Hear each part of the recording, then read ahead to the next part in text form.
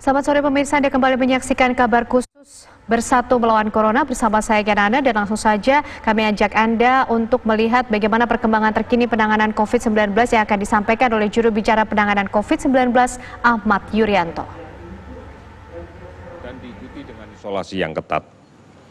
Saudara-saudara, ini menjadi kunci di dalam kaitan dengan pengendalian sebaran dan upaya pemutusan rantai sebaran dari COVID-19. Karena kita pahami bahwa faktor pembawa penyakit untuk COVID-19 ini adalah manusia, adalah orang.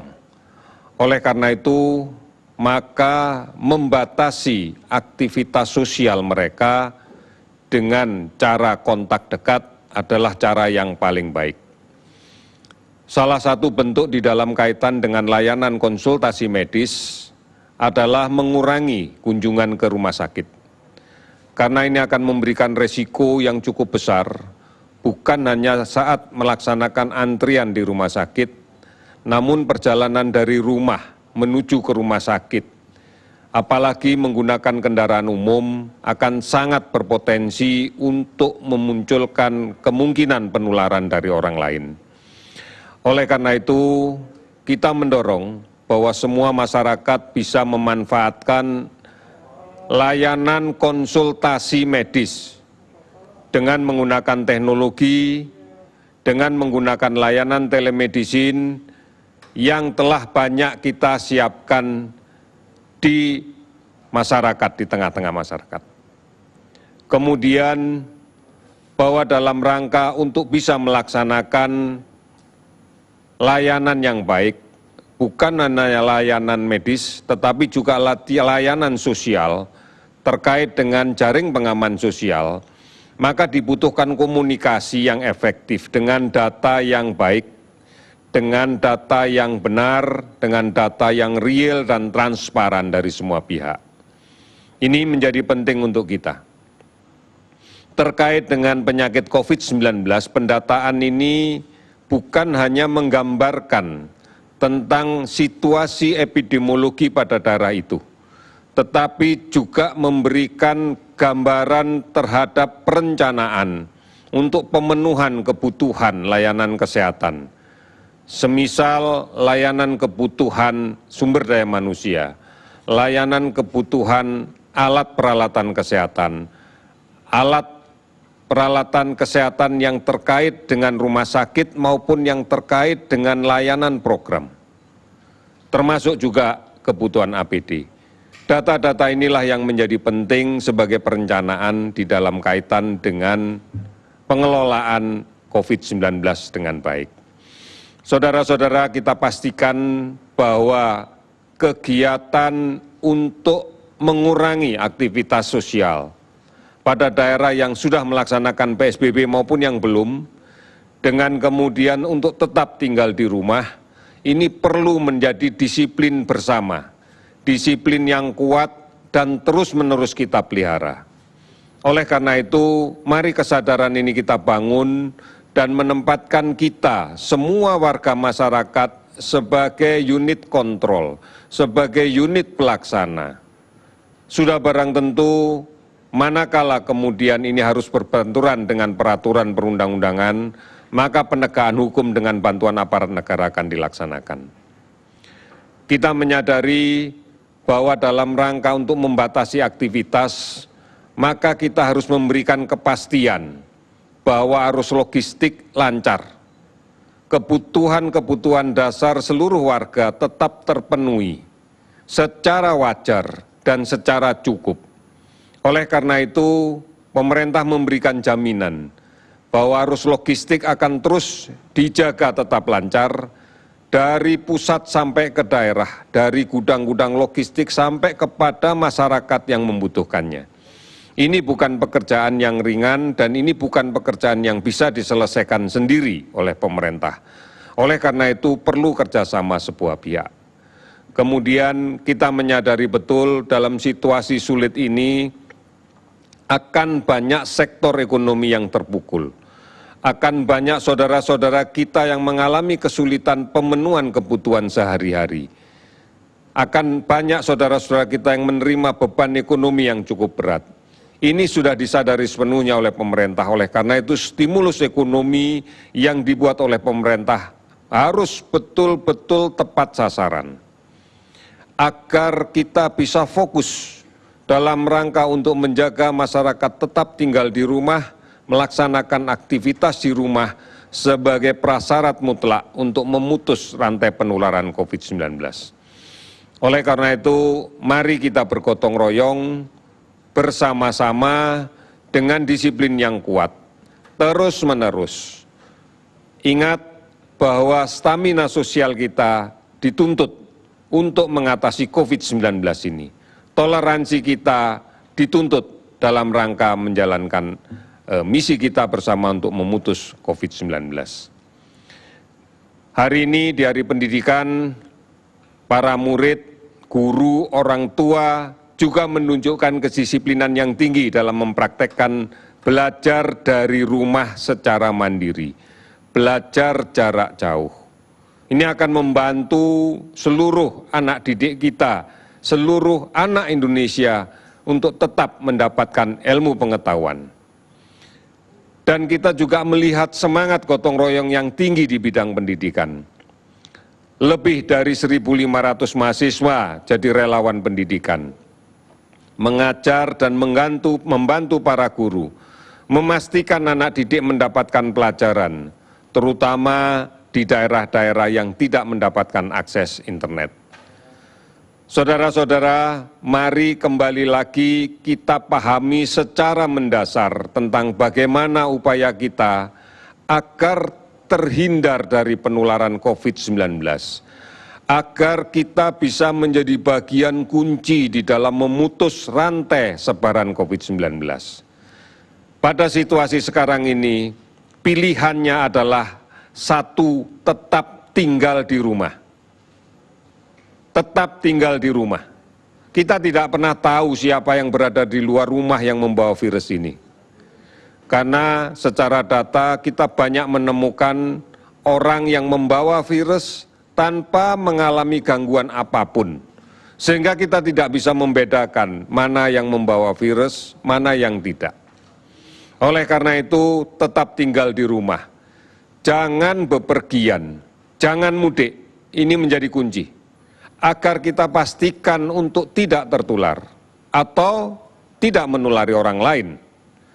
Perjalanan kita tidak akan pernah ada jaminan aman dari proses penularan COVID-19 ini. Kita pada situasi yang tertentu akan terpaksa bertemu dengan orang yang cukup banyak pada jarak yang relatif dekat. Misalnya di stasiun, di kendaraan umum, di terminal, di rest area jalan tol, atau di toilet umum di sepanjang perjalanan kita. Kita tidak mungkin bisa menghindarkan diri dari kemungkinan tidak tertular dari COVID-19 ini. Seperti yang kami katakan di depan bahwa tidak seluruhnya orang yang membawa virus ini jatuh dalam kondisi sakit yang berat, jatuh dalam kondisi sakit yang sedang. Banyak di antara mereka dalam kondisi yang seperti tidak sakit. Inilah yang menjadi masalah untuk kita. Lebih baik tetap tinggal di rumah. Manakala terpaksa harus keluar rumah, gunakan masker. Pilih anggota keluarga kita yang paling sehat, yang kita yakini memiliki daya tahan tubuh yang bagus, memiliki imunitas yang baik, yang muda dan sehat. Biar mereka yang keluar rumah, namun batasi waktunya. Gunakan masker secepatnya kembali ke rumah apabila kepentingan tersebut yang tidak bisa dihindari sudah diselesaikan. Hindari kerumunan dengan orang banyak. Jangan naik kendaraan umum yang penuh sesak. Segera pulang apabila masalah itu sudah selesai. Sesampai di rumah, lepas masker, cuci tangan dengan menggunakan sabun dan air yang mengalir, serta gunakan masker yang baru. Kita perlu bersama-sama untuk melindungi siapapun saudara kita yang berpotensi untuk menjadi parah, menjadi berat sakitnya manakala tertular, yaitu yang usia lanjut atau yang memiliki penyakit-penyakit kronis. Oleh karena itu, mari bersama-sama ini menjadi kunci keberhasilan kita. Manakala ini kita kerjakan dengan baik, keluarga kita mengerjakan dengan baik, lingkungan kita mengerjakan dengan baik, desa kita bisa mengerjakannya dengan baik, insya Allah negara ini pun juga akan bisa menyelesaikan masalah ini dengan baik juga. Oleh karena itu, mari kita bantu masyarakat, tetangga, atau siapapun yang harus melaksanakan isolasi mandiri karena dugaan terhadap penyakitnya. Kita yakinkan bahwa mereka mendapatkan waktu dan ruang untuk melaksanakan isolasi dengan cara yang sebaik-baiknya. Ikuti informasi-informasi tentang COVID-19 yang benar. Banyak sekali informasi yang bisa kita dapatkan, baik di portal resmi, hotline, di layanan-layanan online maupun di layanan telemedicine yang lain. Kita bisa mengikuti melalui siaran televisi, mau siaran radio yang secara rutin mengabarkan tentang ini. Saudara-saudara, mari kita lihat data sampai dengan hari ini. Sampai saat ini dari laboratorium yang ada beberapa yang saat ini tidak bisa melakukan pemeriksaan lagi karena reagennya masih belum sampai. Namun sebagian besar sudah bisa melaksanakan. Dan hari ini pun juga sudah kita bantu tambahan reagennya lagi. Sampai saat ini spesimen yang telah diperiksa sebanyak 107.943 spesimen. Dari sekitar 79.868 orang. Hasil konfirmasi COVID-19 positif sebanyak 10.843 orang. Sementara yang sembuh 1.665 orang. Meninggal 831 orang.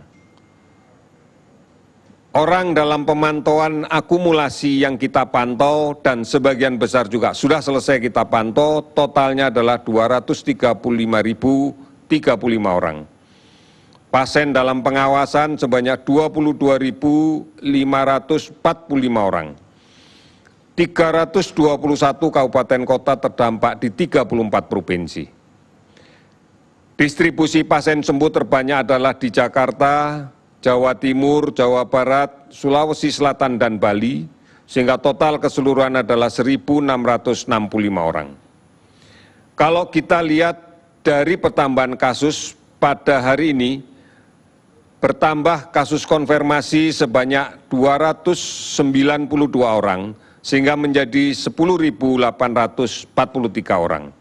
Yang sembuh bertambah 74 orang, sehingga kemudian menjadi 1.665 orang.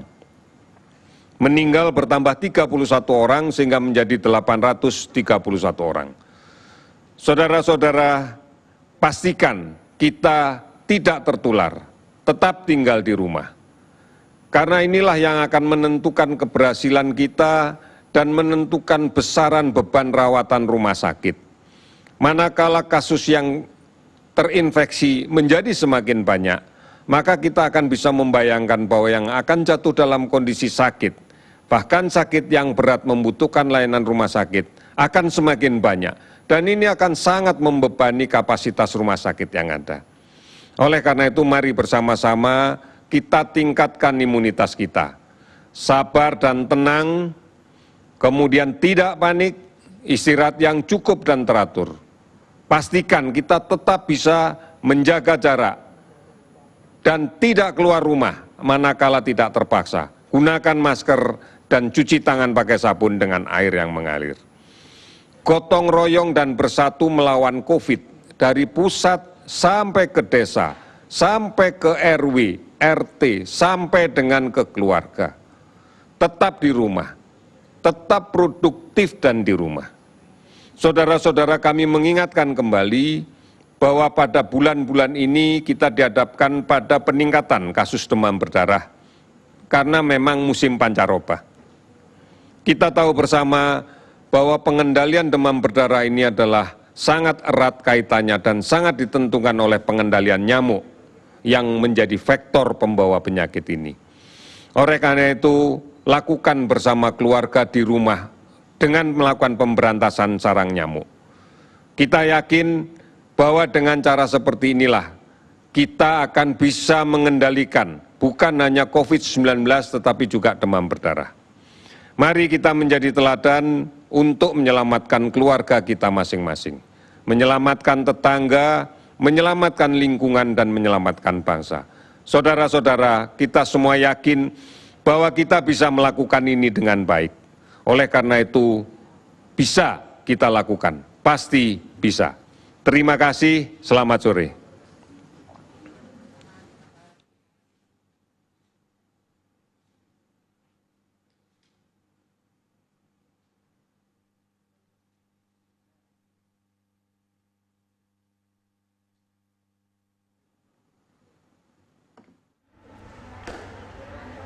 Ya pemirsa, baru saja disampaikan langsung oleh Juru Bicara Nasional Penanganan COVID-19 Ahmad Yuryanto mengenai update data terbaru penanganan COVID-19 di tanah air, khususnya di mana ada penambahan 292 kasus positif menjadi 10.843